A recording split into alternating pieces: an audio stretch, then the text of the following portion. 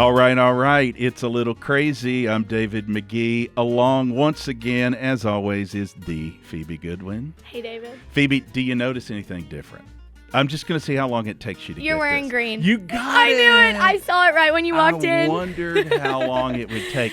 I was like, we switched spots. I'm wearing navy and you're wearing green. I saw somebody the other day, and, you know, we're dozen or more episodes in by this time to our new podcast, and somebody said, who I didn't really know, was like, I'm wearing a blue T-shirt. They said, is that your podcast uniform? And I said, A, no. B, I have about 20 of these.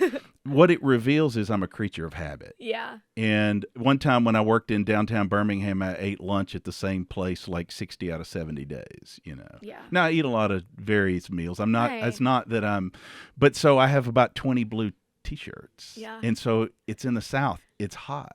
Yeah. But you noticed. I started to think that was the only shirt you owned. I'm serious. I just have 20 of the same thing. And one day I wore a blue sweatshirt. I've got one more for you. So at the same thing, it's a coincidence. Maybe we're having some fans now because at the same venue I was speaking at in North Carolina where someone asked me about the shirt. Mm-hmm. It was a different person. They bring up you. I'm on a stage and we've only been dozen, maybe 15 episodes out, and some woman starts quoting Phoebe, and I almost fell out of my chair. Oh my gosh. I thought, you have arrived. No. Don't go get this No. recent college grad ego over that, but it's you they're quoting, by the way. No. Please stop doing that. That's Yeah, too much it's pressure. true. It's true. That is so funny. Yeah, you have fans. No. My mom and dad. I know they're listening. Yeah, well, that's right, but it wasn't them. So we've got a fantastic guest today. She is a mother of several grown children, which is hard to believe. She is a wife, a yoga instructor, and I think very especially for many people, she is a sober advocate, and she herself has found a lot of joy in sobriety. And one of the gifts of for me and my wife also is we've been able to watch that and even be a part of it. Our guest today, Phoebe, a friend of mine, a friend of yours, Kristy Bridgers. Welcome, Kristy. Oh, thanks, David. Thanks, Phoebe. I'm honored to be here. Yeah. So, you know, when you're on a sober journey like we are and you're trying to find your way, there's always some work of getting back to, like, what is the root of this? And we always have trauma and shame in it. I go back to, I didn't actually know you at the time, but I'll be honest, I did know the story because you can live in a small community, and I'm sorry to say, I wish this wasn't the truth. I heard what somebody would say, gossip. Ah. And I'm not a big gossip person. I'm a journalist. It doesn't really interest me, but I did. And it involved this college student who was going through an experience, and that person was you. Wow. Have I ever told you that before? You've never told me that, Yeah. David. Somebody gossiped about you. I lived in this college community, and somebody gossiped to me and my wife about this young college student, and that was you. And I'm sorry I didn't ask for it, nor did I readily accept it. Small town Mississippi. Small town Mississippi. Tell us about that. Gosh, that would have been in 1993, I guess. Yeah. So I was a sophomore at Ole Miss, and I was in a sorority, and I was dating my husband, David, at the time. And yeah, at the age of 20, spring break, I'll never forget it. I was on a spring break trip, and David at the time looked at me and was like, "Come on, Kristy, keep up. What's going on?" And I was like, I don't know. And well, soon to find out I was pregnant with our first child. So yeah, I couldn't keep up on that You were mountain like, bike. I'm not sure what's up. I'm just growing a child inside of me. Yeah. There's He So did feel sorry. really bad after that, though. Right. But yeah, that when you said that, David, I was like, wow, you know, I know. no, I'm you know, I hadn't gone back there in a long time to really feel that again. But now I'm glad you did, because, you know, that's the sting of what can cause people when they start talking about That's things. the stigma. Yeah. That's the shame. Just like addiction. Just like it. And you have a choice at that time, you and David. Mm-hmm. There's multiple choices, actually. Don't get married. Don't keep a pregnancy. Do get married. Keep a pregnancy. And you opted for? Well, we kept the pregnancy for sure. And, I met David. I was the freshman that wanted to live in Martin like every other girl that comes to Ole Miss because you're next door to the guys in Stockard. And so I met David pretty much the first week of school. So, and I remember saying to my roommate at the time, he thought I was crazy. I was like, Stacy, I really think I've just met the person I'm going to marry, and she just laughed, of course. So, yeah, David and I met soon after I came to Ole Miss. And, I just felt like God put that in my heart that he would be my husband just a lot sooner than I had anticipated. Mm-hmm. But you're still facing, you're in a sorority. Pregnancy's not allowed. You're a college student. We're in an era where, like today, this is no story. Almost looking back, you're married to the person today. You have this incredible life together. Y'all are working on this life. He's probably your number one fan and advocate in your sobriety. He's been right there with you. But back in the day, there was some things you have to battle with that you feel like there's judgment. There's Oh, for sure. And, that 19-year-old little girl at that time, I had already brought a lot of shame and guilt. I already carried all that coming into my college experience. And I really, really cared a lot about what people thought about me. And, I was very performance-based and, I was going to be the first person to graduate from college in my family. Wow. And so that was really important. And so I felt like I'd let everyone down. And it was tough. And so, you and David marry, you have this beautiful child, and life goes on. Again, today that's not a story, but as you said, I mean, you're battling this thing of you have to be wondering, what do people think? I mean, we just do. So I'm an adopted child. My mother got pregnant at the age of 18, puts me up for adoption. We have a great relationship. I'm thankful she did. But you see where I'm getting at. I know her today, and she just says it was so complicated. She felt like this thing happened. I'm going to be judged either way, right? And so you do this, and we all know you, and you have such a beautiful life, but that's a lot to carry. And so I know you've done a lot of that work in your sobriety of thinking, you know what? I'm so thankful. You had a gift. Yeah. This beautiful child of yours, who I know, who we know. What a gift. A big, huge gift that I thank God for every single day that I get to be Allie's mom. Allie has an important role in our family. She made myself a mom. She made David a dad. And it was just a beautiful thing that was hard, and it's just, I always think, I feel like God was just preparing me even as that sophomore in college that, are you going to trust me? Will you trust me? And things are going to get really hard. Right. I mean, the odds were against us. The odds were statistically, actually, literally, the odds were against And you. a lot of my friends that were in that same situation didn't make it. And so I'm very honored and blessed that we did the hard work. And I think that was just preparing us for the journey we had ahead with recovery and addiction and all of that. Because, David wanted to go to med school. And, I was getting an elementary education degree. And what an overachiever I was. And, I missed one day of class. Who does that? One day of class? One day of class. Yeah, I feel like I missed one day a week. I missed a whole semester once. That's how I ended up in not a great place. Yeah. But, right. Yeah. You missed one class. It just class. happened to land on Thanksgiving. Well, you are in, it just landed on Thanksgiving. That's hilarious. You are an achiever, though. Any of us that know you still are. And I mean, yeah, like, again, looking at it today, you have it's such strong family, this beautiful child.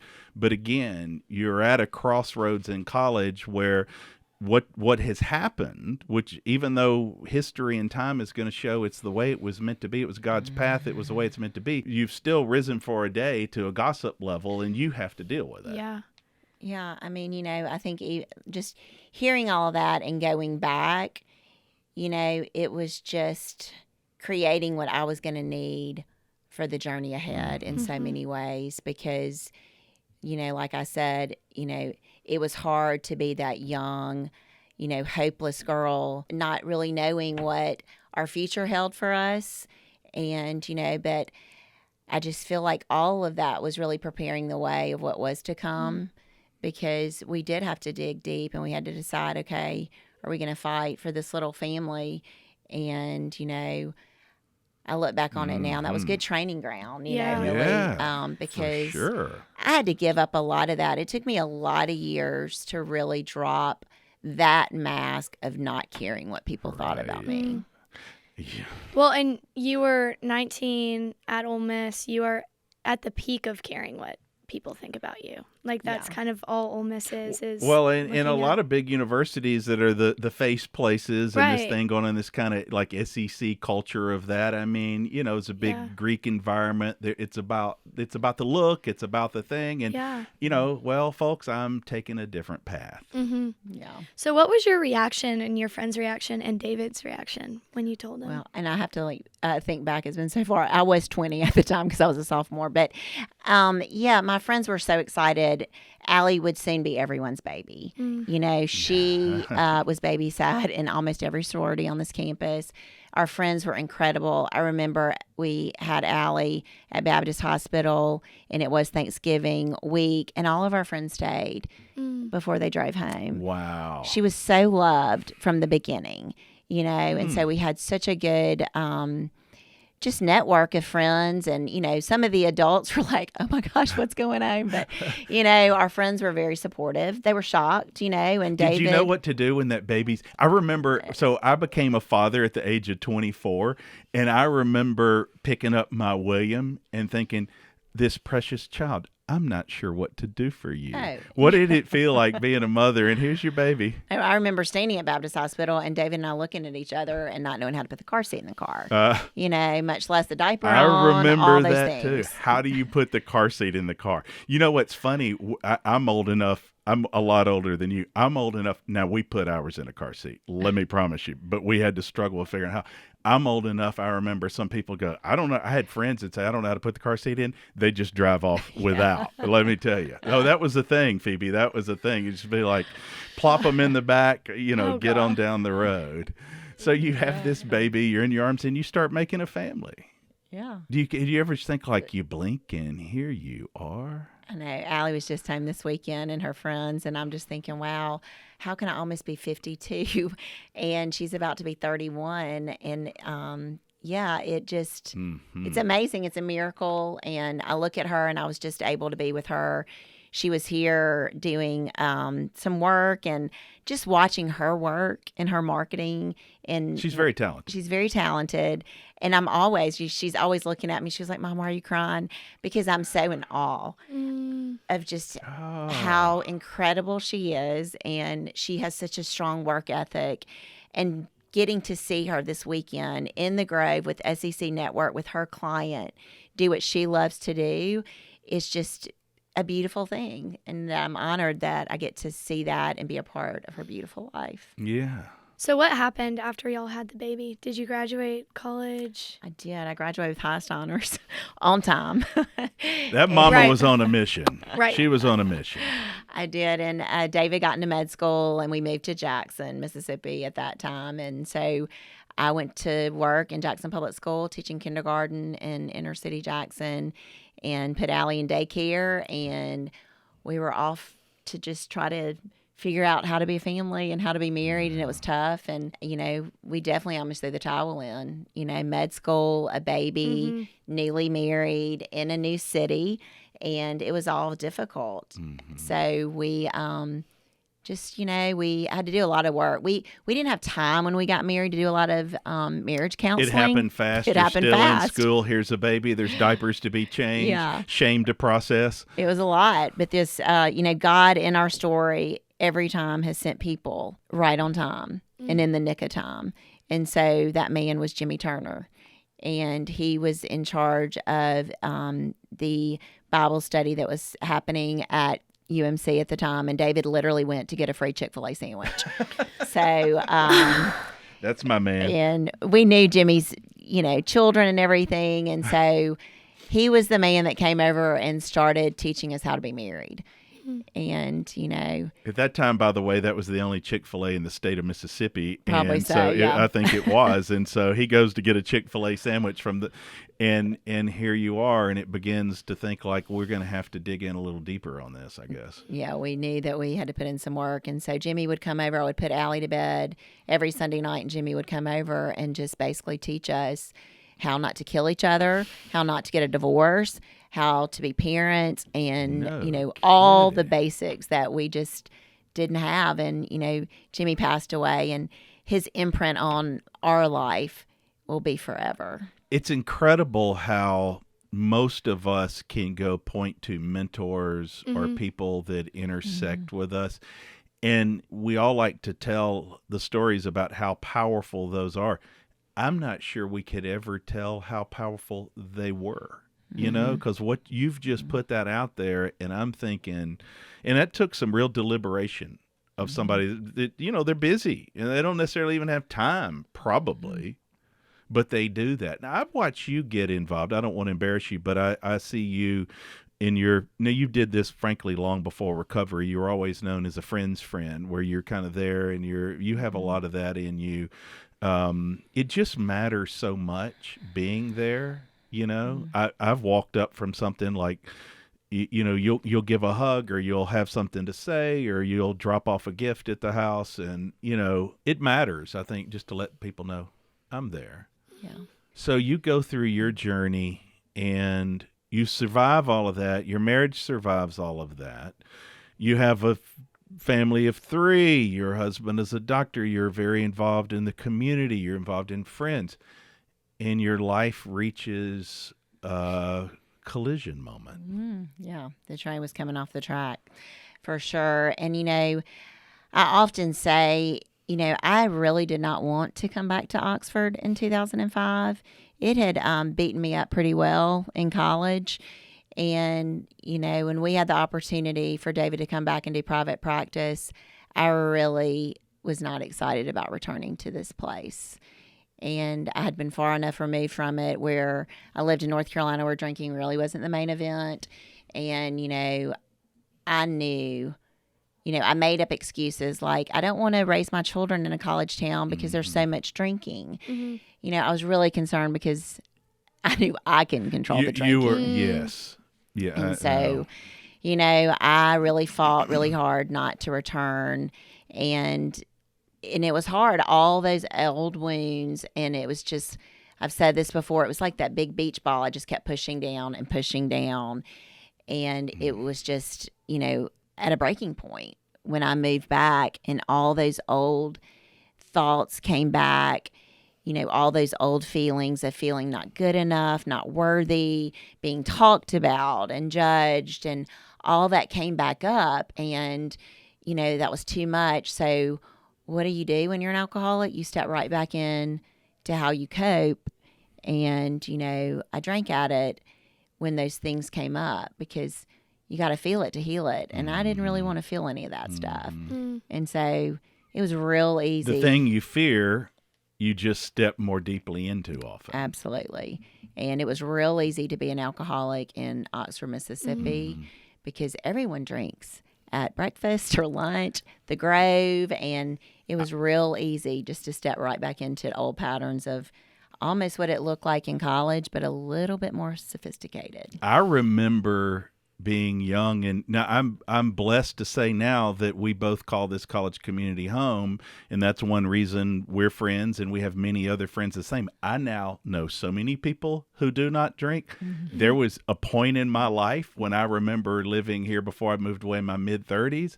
I remember feeling myself getting pulled into that, and I felt like I needed to move in a change. And I remember saying, I don't actually know anybody that doesn't drink. I said that out loud, and I probably did. But the thing is, when you're in it, it feels that way. It just feels like all of your friends and all of the culture, everything you do is that. And I remember saying that. I was 35. I remember saying, I don't know people that don't drink. I'm not sure. Well, I sure wasn't hanging out with those people. I sure was not hanging out. And I think sometimes we say that to justify it, where it's like, oh, well, everyone does it. It's just a thing. You just have a mimosa every morning with your waffle, and then you have a glass of wine. You don't have to do the work to go find it, because like, I don't know anybody that doesn't, but I knew they were. I knew they had to be out there. Yeah. I figured. I just didn't know where. I didn't either. We have a dog barking in the studio that is, we're just marching on. We don't even know where this dog is or if it's being picked up by the microphones, but there is a dog barking somewhere. It's not our dog. Let me be clear.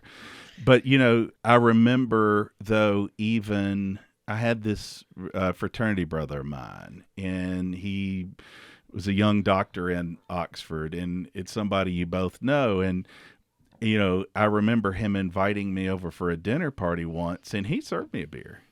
But I drank it, and I remember, well, where's the other one? That's the first party I'd ever been to. He served everybody one. I'm like, Doug, you went out and bought a 6-pack and invited 3 couples over? It seemed so bizarre to me. He gave me one, and I remember saying, do you have any more? And he's like, no, David. So you I don't have and you're any like, more. we're going to be leaving early tonight. Oh, I did. I'm like, well, this party's over. I'm like, who even does that? I'd never seen it. I'd never heard of it. It was such a concept beyond my comprehension. I always say you really don't realize that people are sober until you get sober yourself. Okay, that goes back to what you're saying, Phoebe. Yeah. I'm thinking I don't know anybody, but they were there. Yeah. Now we do have more. We have more, certainly. And take me to this moment. I mean, where are you and what's happening? What pushes you to say enough? Yeah, I think it all started in our family like everything else. 2020, everything started coming off the rails. David got really sick with COVID, was in the hospital.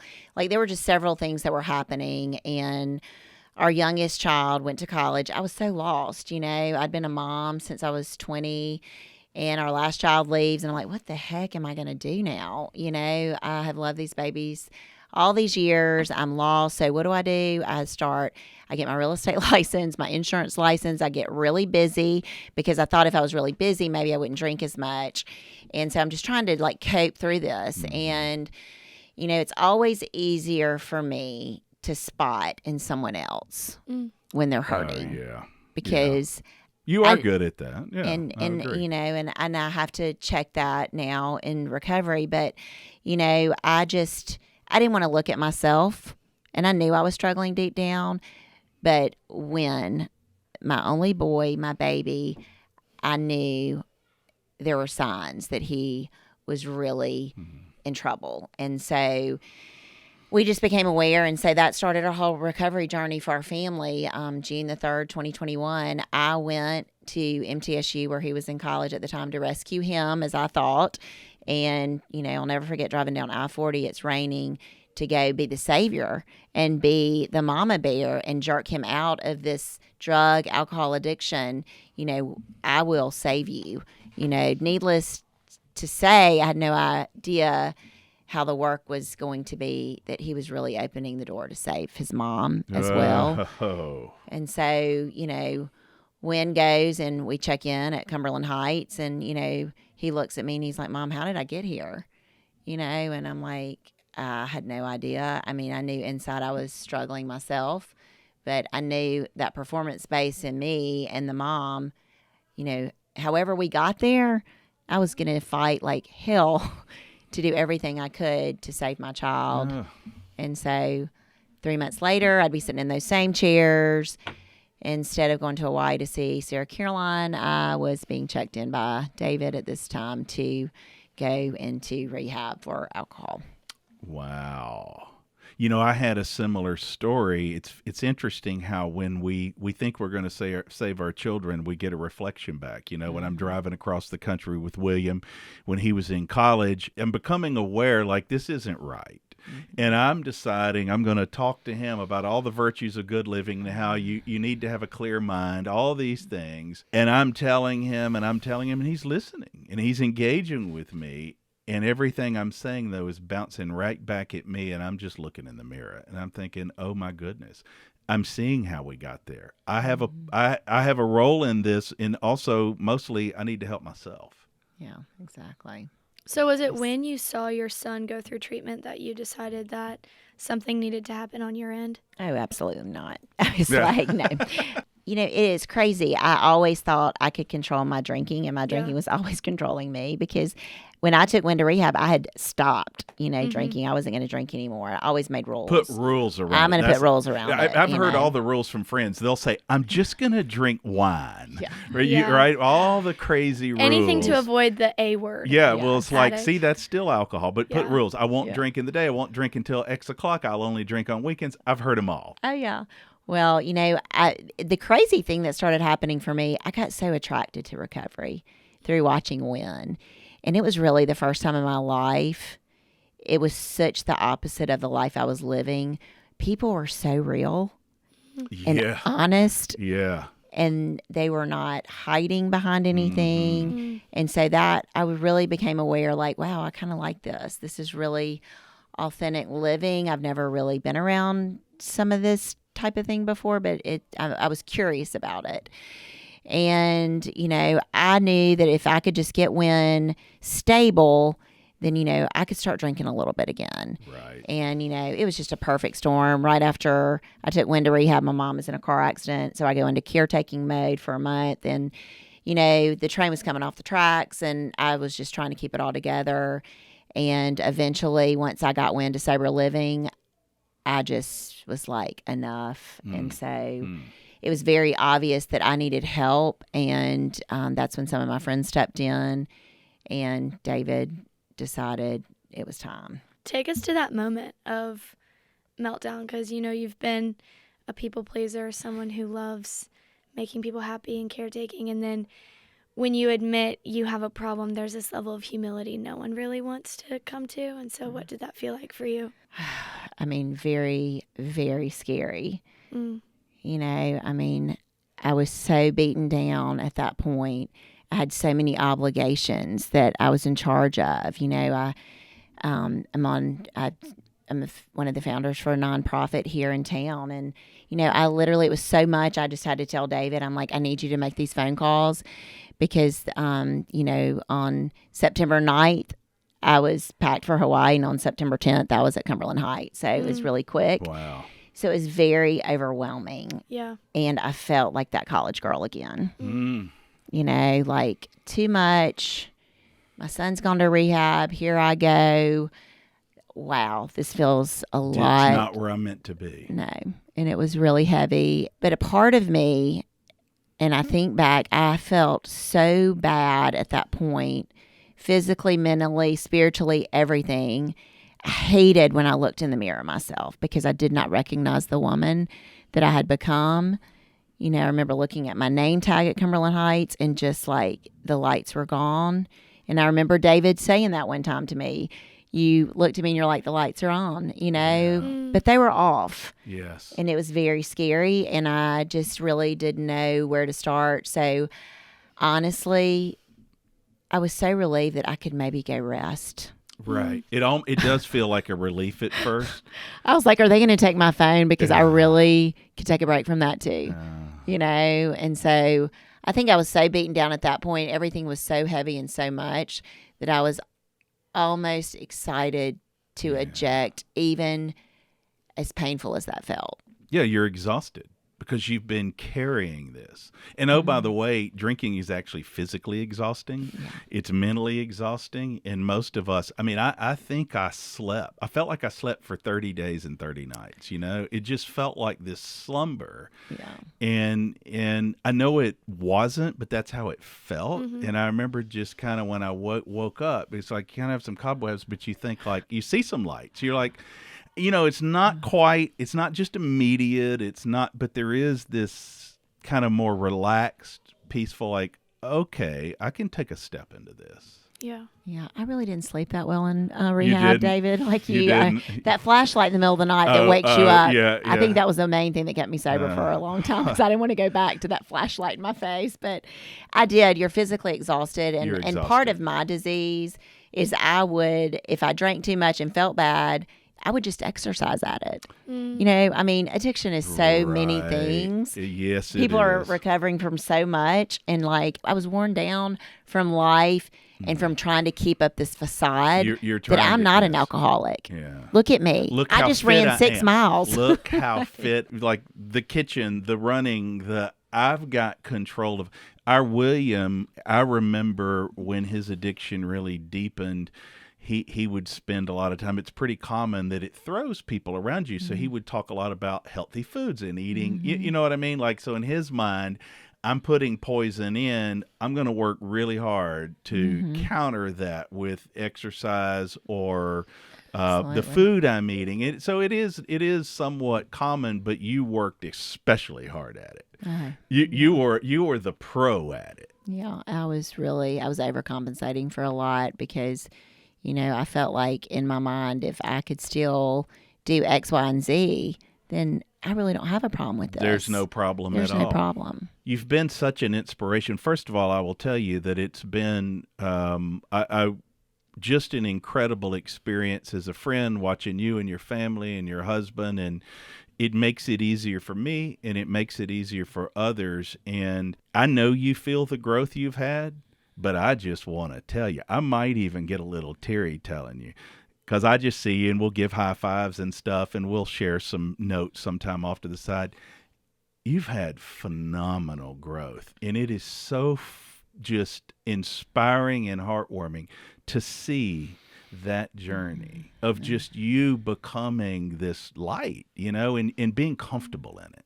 Yeah. Being comfortable in it. Because it takes a little while. I'm still working on my comfort. We'll always work on it. Yeah. But it's just been incredible. Thank you, David. That means so much to me because you've been there at the beginning of this whole journey of me getting sober.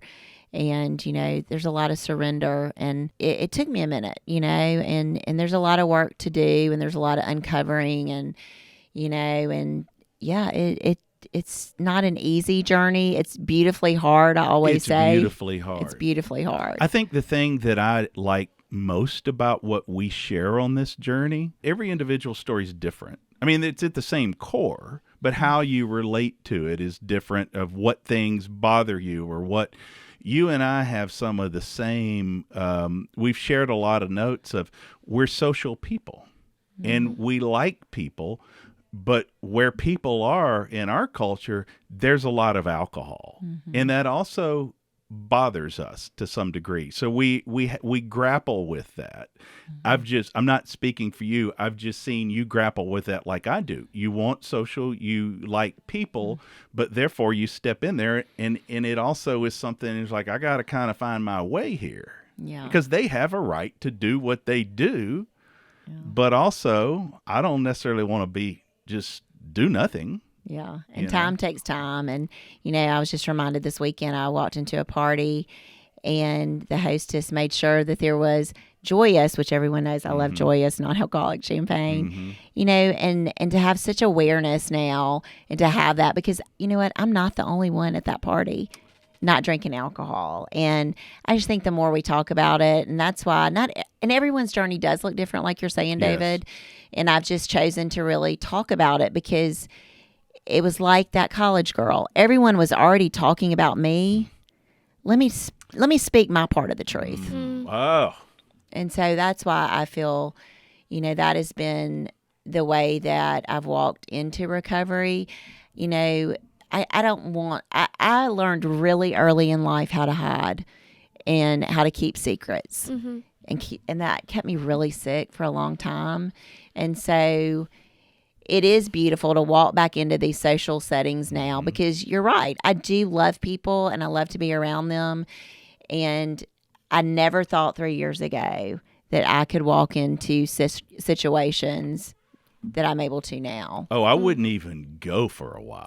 I mean, I'm talking zero. I just put my head down and I worked like a crazy person and would just do family and work, and people would say, hey, we're having this thing over, and I'd go, yeah, I'm not going to be there. Yeah. I just wouldn't. And so I'll have friends that go through this journey, and I'm like, look, don't just decide you can't do it by how it feels initially. It's a growth journey, and how you feel 2 to 3 years later is going to be a lot different than how you are in those early months of learning. Because I'll have friends say, okay, I've tried this and I'm 2 months in it. I don't like it. Cooking on the grill doesn't feel the same. And I say, well, that's true, but you're relearning and you're, And I loved what you talked about, how like refreshing vulnerability was with Wynn's recovery. What was the role of finally being honest and no longer hiding in your recovery? Oh, it played a vital role. I knew that if I did not strip off all of the pretending, that I would not be able to stay sober. Yeah. I had to get down to the bottom of why I was drinking, what was hurting so bad inside of me, because I saw that in Wynn. I just wanted to be like, Wynn, what is hurting so bad inside of you that you're doing this to your body? But I was doing the same thing, and then I also had to surround myself with people who were going to encourage me to be honest. I didn't want to swim in the shallow end anymore. That's what vulnerability feels like to me. Swimming in the deep end. For sure. And going deep with people, and swimming in the deep end when you don't even have all your strokes down. You don't always even need a little know. life jacket at first. I need somebody to save me. But it was vital for my recovery to get really honest with everything and to start speaking, even to my husband that I've been married to forever. Like, this is the way I feel, and not hiding. This is a family disease and everyone has a part in it. My part was that, I no longer could, depend on people to read my mind. And so it's a part of everything I do now, to check in. And that's why I, teach yoga and love yoga, because it's the one thing that makes me check in. How do I feel, and where am I feeling this in my body? And then can I speak the truth? Yeah. And I think something we've seen so much on this podcast is how vulnerability fosters vulnerability. When you are honest, other people are honest. And in a town where you felt so much shame from so many different parts of life, from college to having grown children, but finally breaking that mold and being real and saying, here I am, Oxford, and I'm going to say everything before you can. And now just the freedom that comes with vulnerability. And so how have your friendships changed with honesty? And and I just love what you said, Phoebe, too, because what I want is full freedom. I get full freedom when I'm honest. And that's what I want. And so, friends, I think I scare some of my old friends a little bit when I get really honest. And, I have been very blessed to have a lot of different friends come into my life. I work a 12-step program. I'm in the rooms of AA. And so have these gifts of all these beautiful people that are now part of my life. I see that in the community, by the way. I have the gift. I've watched that.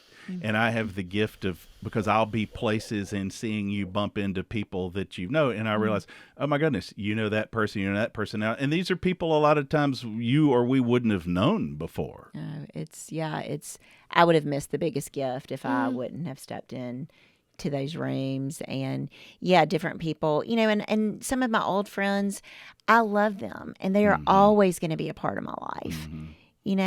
But I do different things now. I go on hikes, and I do different things that it's not revolving around alcohol. No judgment there. I spend a lot of time. Absolutely. A lot of people can do it. A lot of people can do it. To them. Yeah. Right. But I can't. And it's just, and I think about all the time I wasted through, all that activity. And now I get a taste on the other side because it's often said we get the chance of being two different people on this side of heaven, and I want to take it. It is interesting on the friends. That's such a great question, Phoebe. And I will tell you, and I'm not talking, I'm just talking about people in general on this journey, and like me, now many years in it, what you said is the friends that I had, that love is still there, and I see them, and there is still that bond. But I can say that by year 3 became year 5 to be year 10. I mean, it does change. I mean, my life is so drastically changed about who and where I spend my time, and it doesn't diminish any love, but it's just, this is where I survive, and this is where I thrive. And I think in recovery too, your dopamine hit, I know for me has been, let me pull you up out of the pit because I've been in there. And I'm going to help you get out. Right. That's where I want to be on this side, is, dealing with real stuff. I don't want to be talking about the next party or the next vacation and all those are great things. I'm not saying I love a vacation It's not too. about judgment. It's the thing is, I know exactly what you're saying because I was in a conversation yesterday for a long time for some project I was doing. And this guy, he's not my therapist, but he's a therapist and I'm helping him on a project. And he looked across to me at one point. He said, funny, I don't really like it either, but I've just realized you don't like small talk at all. I said, oh, you know me, because I just want to go there. Yeah. I just kind of need to go there. I would say everybody here at this table shares that, and that's one thing I enjoy. So it's true. We literally are different people in recovery. We just are. I mean, because you have tapped into something. When you're talking about vulnerability, most of us get there out of pure desperation. We will lose everybody and everything we have if we don't go there. Yeah. Because they won't trust us. They're just not going to, they're done.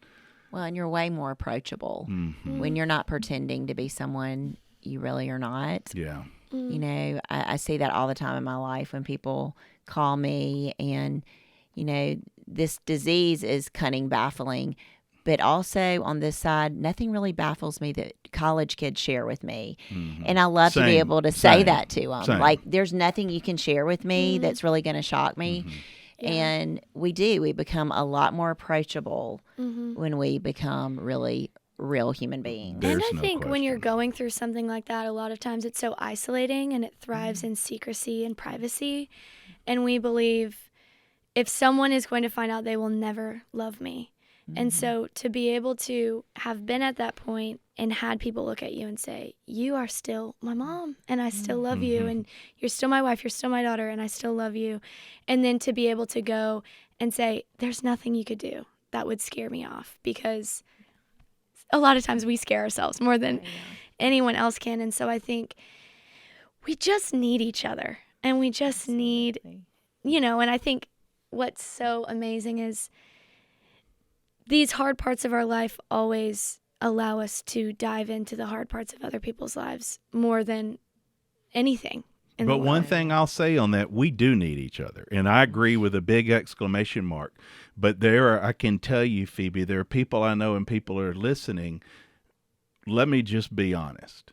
A lot of times people who are drinking too much or going through something, and they don't mean to do this, but a lot of times family members don't want you to change because you're disrupting their life. I see it with parents to their children. So what you did, getting in the car, I'm going to go to college, I'm going to see my son, I'm going to say, I'm here with you.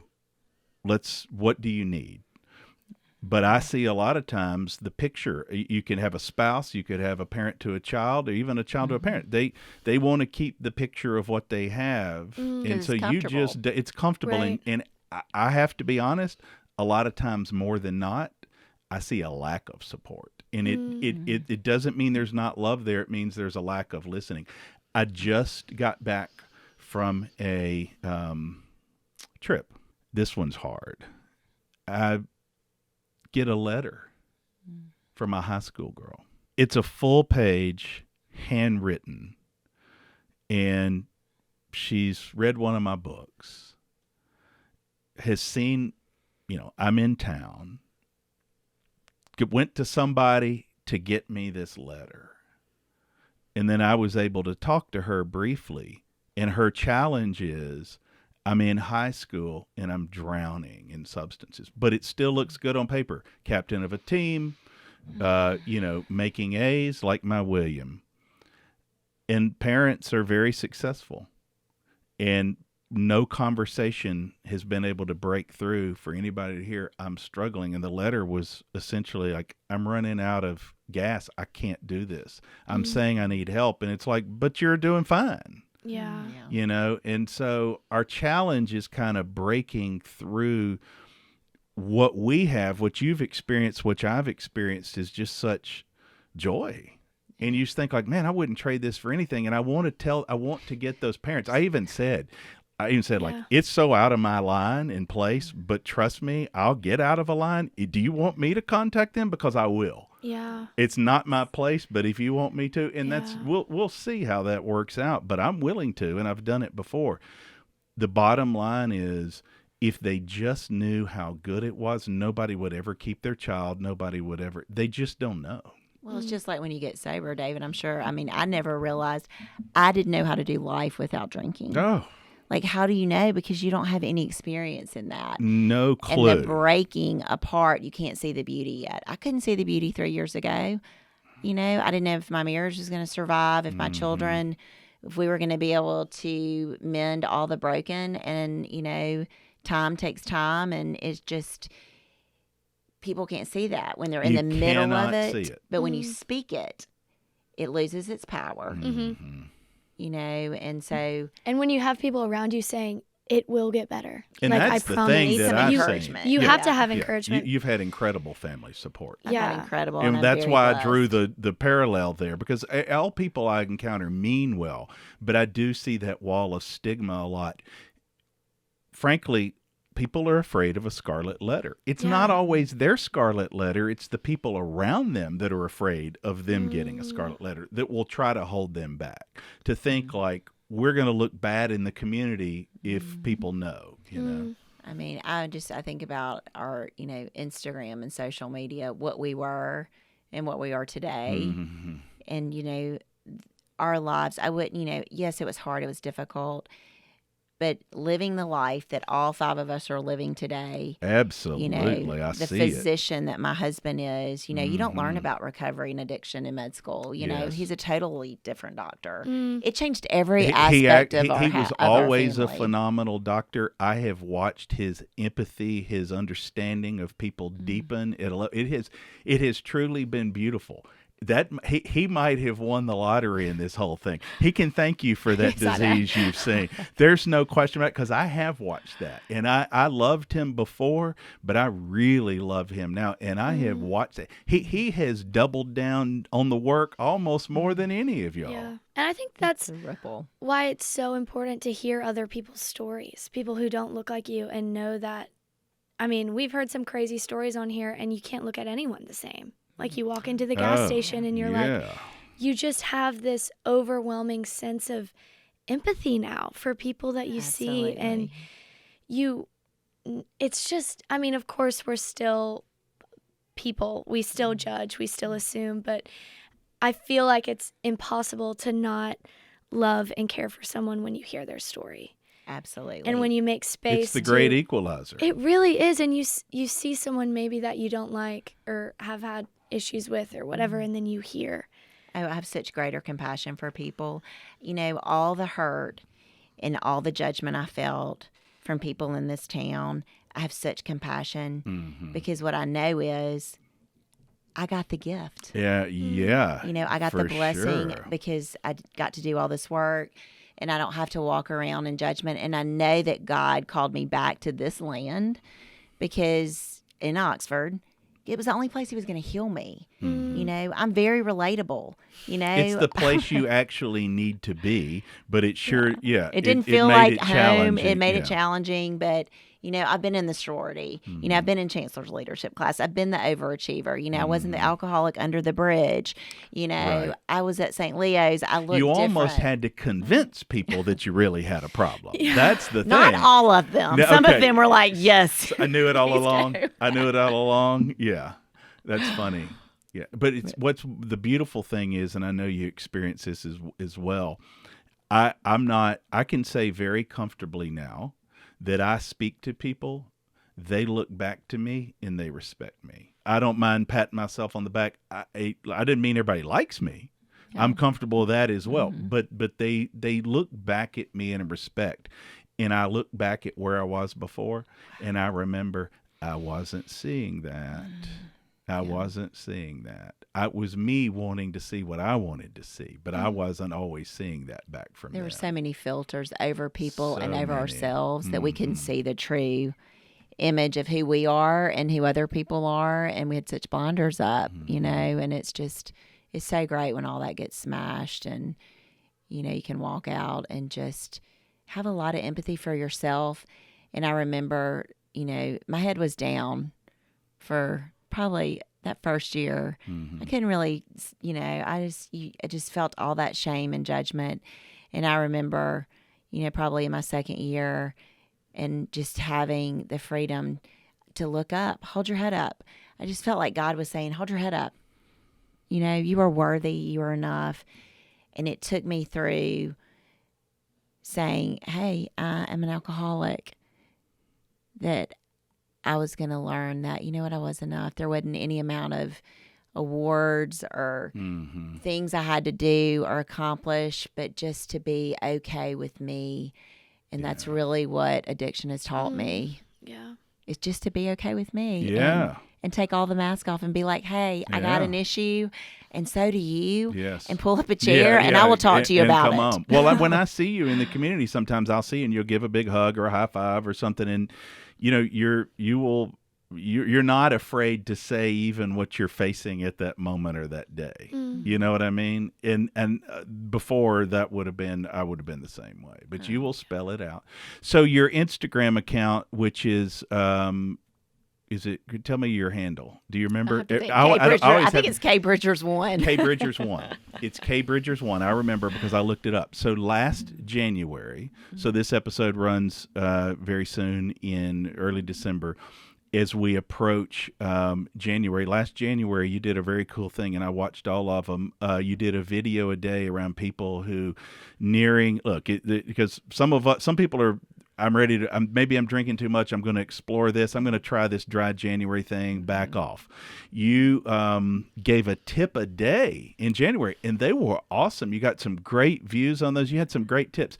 Tell me what inspired you to do that, and how'd you come up with these tips? I know. Well, let's see. Yeah, I guess I really was like, okay, January's not my favorite month. It's such a letdown. Same. We have arrived at a common ground here. If you can see Phoebe's looming. face, it's looming. It's just so sad. So I want to come back to this. Can I just say, don't lose your spot on that. I saw Phoebe's face. She pulled her eyes down. I could see under her eyelids at her January fear.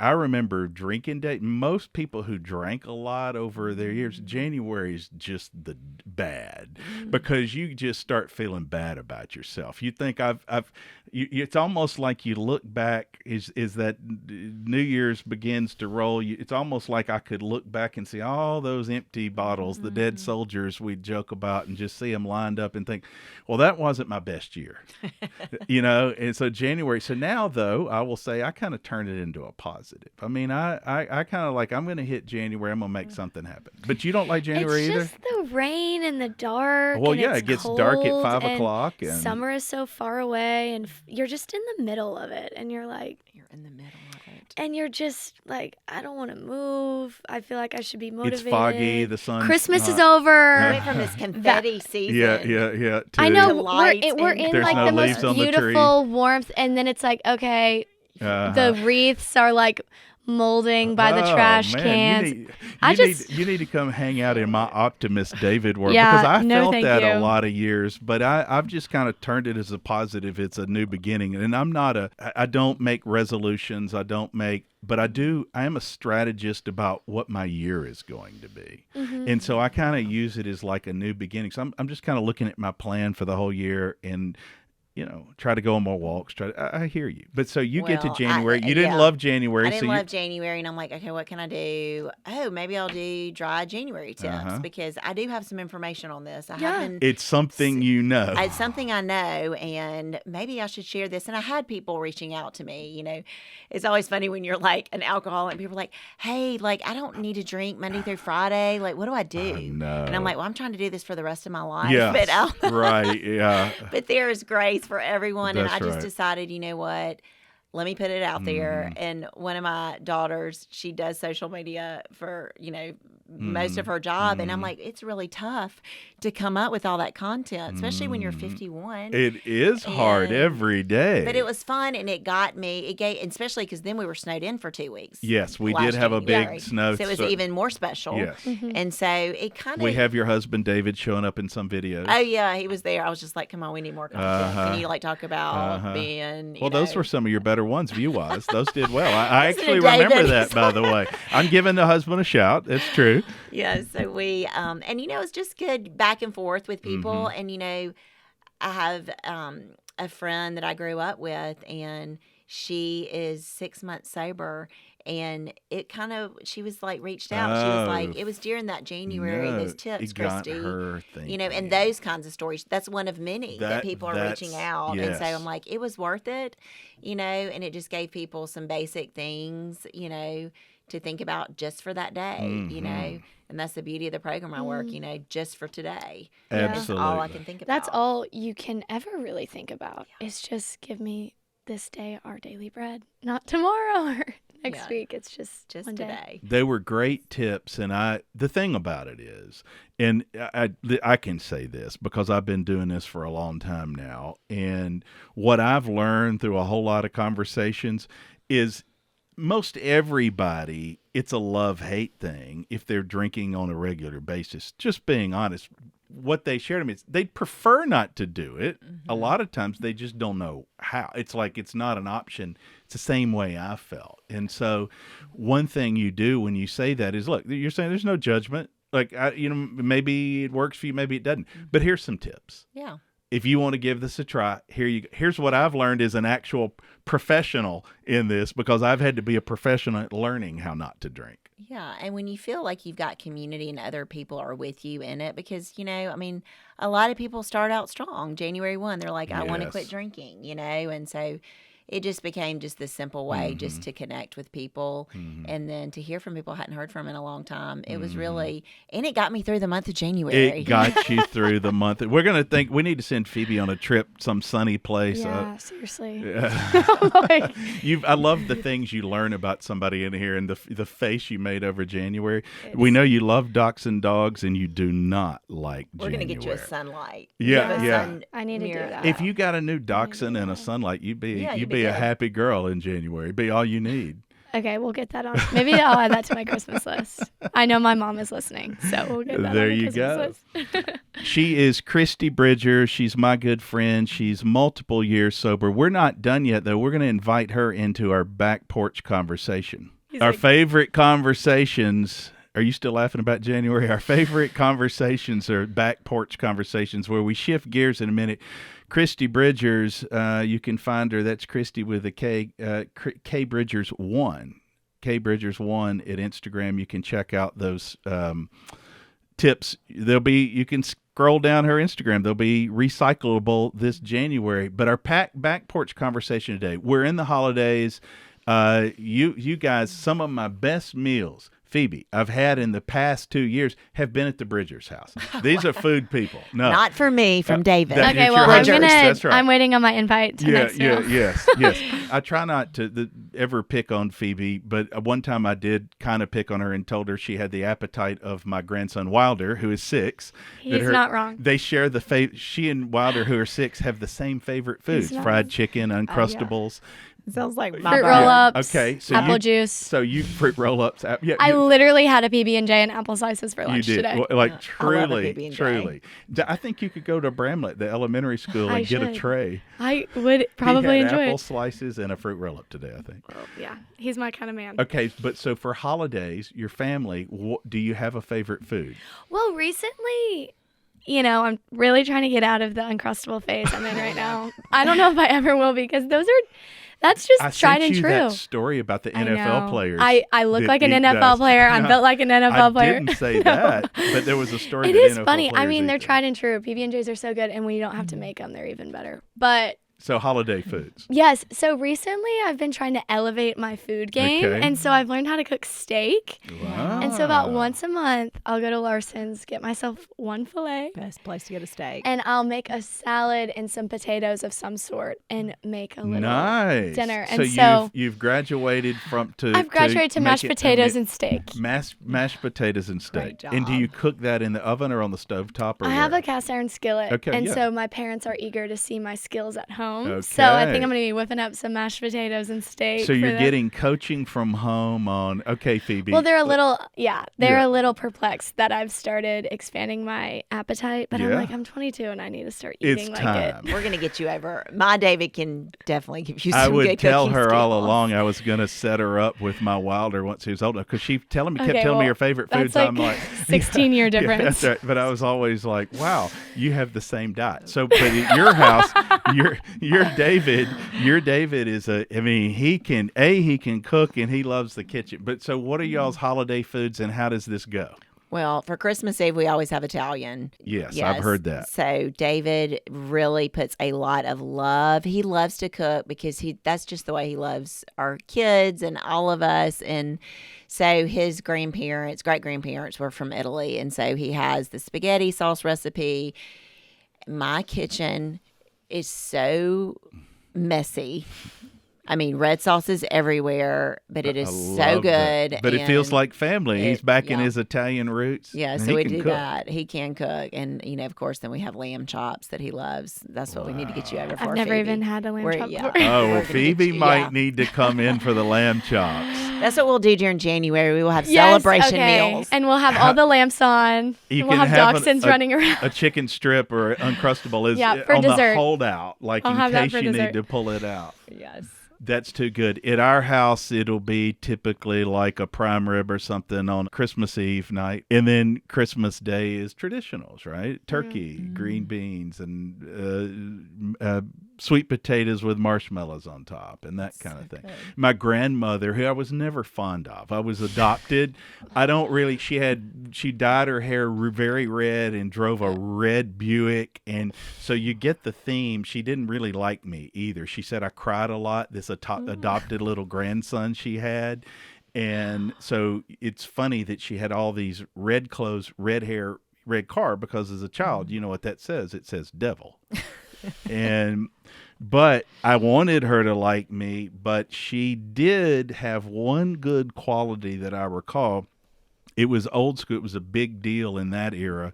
And you would go to a lot of places where they would make the old school sweet potatoes in an orange, where they have orange juice in them. And that was a thing in the 50s and 60s because oranges were a big deal for people to get for Christmas in the South, like in the 40s, 50s. Yeah.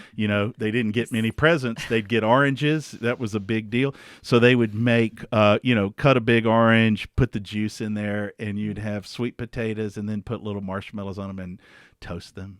And my grandmother made those, so I didn't like much about her, but I did like that.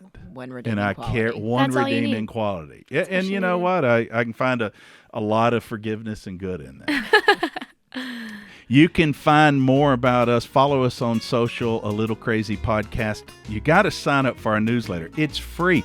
I'm never going to charge for this thing. Never is a big word. I don't mind saying it. Like it's our Substack. You just go to alittlecrazy.com, put your email in, you'll get it weekly. We'll tell you more about the podcast. We'll tell you about Kristy, our guest for today, and you'll find out about all our guests. Thanks for joining us. The main thing is like us on Spotify or Apple or wherever and follow us, and come back and see us next week.